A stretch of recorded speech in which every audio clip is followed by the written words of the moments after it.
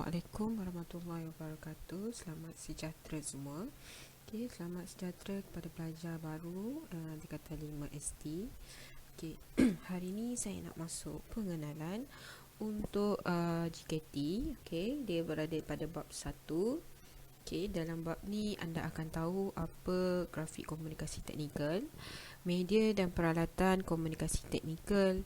Okey, menyediakan kertas lukisan bagaimana, melukis garisan, menulis huruf dengan teknik yang betul dan melakar lukisan ortografik, lukisan isometri dan lukisan oblik dan lukisan perspektif.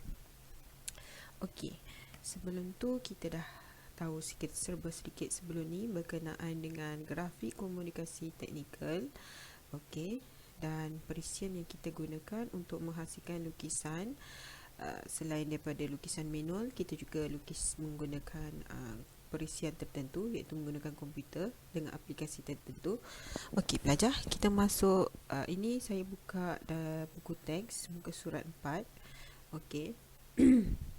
Okey, kita masuk tentang pengenalan lukisan, pengenalan kepada grafik komunikasi teknikal. Okey, yang pertama adalah evolusi lukisan teknikal. Okey, evolusi lukisan teknikal. Okey, sejak dulu lagi kita tahu manusia berhubung melalui medium komunikasi dia melalui ukiran-ukiran yang kita tengok di dinding-dinding dan di batu. Okey, itu adalah salah satu dia mencatatkan cara dia berkomunikasi, dan biasanya catatan tu tidaklah menggunakan huruf. Okey, sebab sistem penghurufan masa tu tidak ada lagi. So dia akan menggunakan simbol-simbol tertentu ataupun objek-objek tertentu. Okey. So lukisan adalah satu medium komunikasi. Okey.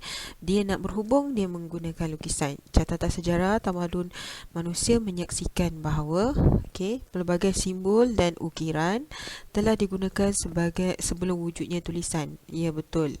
Sebelum wujudnya tulisan kita menggunakan simbol dan ukiran. Okey, sebagai contoh rajah yang ada dekat sini ni huruf hieroglif, okey, yang digunakan oleh bangsa Mesir yang menyerupai pelbagai bentuk termasuk haiwan. Okey, ini adalah contohlah, okey, dalam buku teks. Okey. Okey, ini adalah yang digunakan oleh bangsa Mesir. Okey, dan ini juga adalah lukisan jam gajah yang dihasilkan oleh Ibnu Ismail. Okey, ini menunjukkan komunikasi yang berlaku lah, nak tunjuk apa yang nak disampaikan lah.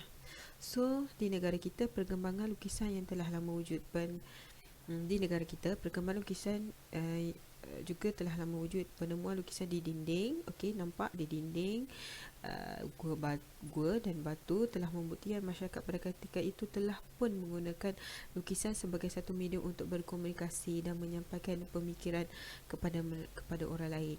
Okey, kalau awak tengok sekarang ni kita ada banyak bahasa kan, tapi bahasa yang paling mudah difahami adalah bahasa yang bila kita melukis kita boleh faham apa yang dia nak sampaikan sebenarnya. Okey, so bahasa-bahasa tu mungkin memudahkan mereka faham.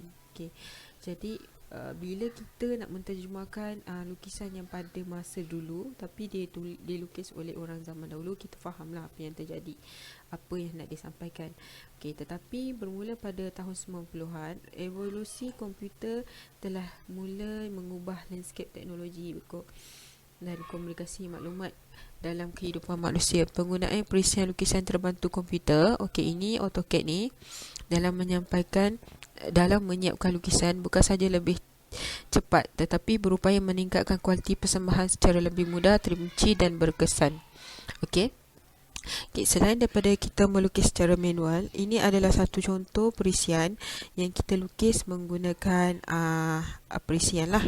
Okey, itu untuk meningkatkan lagi kualiti persembahan secara lebih mudah. Okey. Okey, ini adalah contoh perisian dia kat dalam sini. Okey, adalah lukisan lebih cantik lah. Okey, dan lebih kemas. Terdapat beberapa. Okey, selain daripada lukisan, kita kena tahulah agensi ini merupakan agensi yang institusi yang menjaga kepiawaian untuk sesebuah lukisan lah.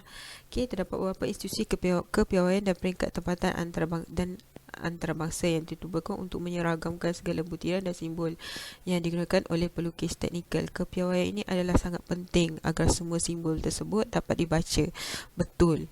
Semua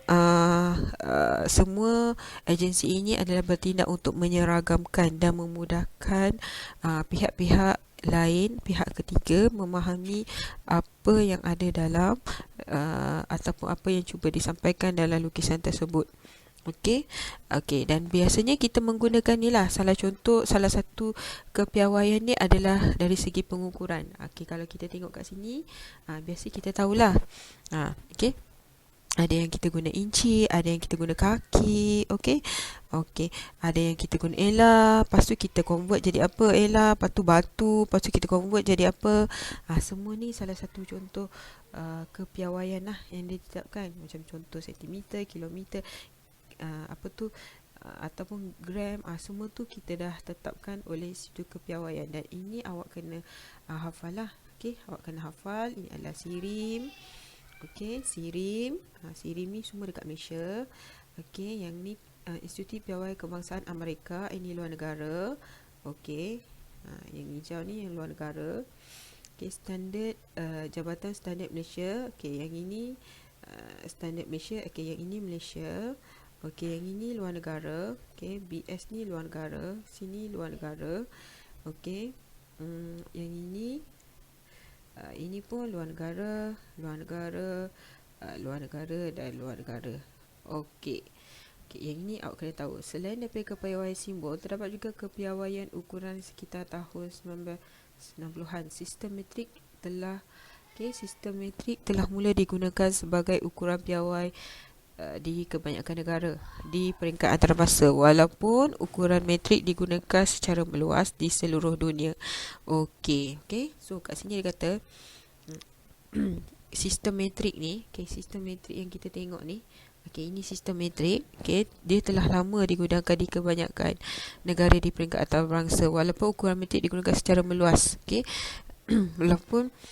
Walaupun ukuran ini digunakan secara meluas, tapi kita masih lagi macam orang jual baju kan, satu ela, ataupun nak buat rumah berapa kaki, 2 kaki, berapa inci, pinggang berapa inci, macam tu masih lagi digunakan. Okey, itu saja sebelum kita masuk sistem unjuran.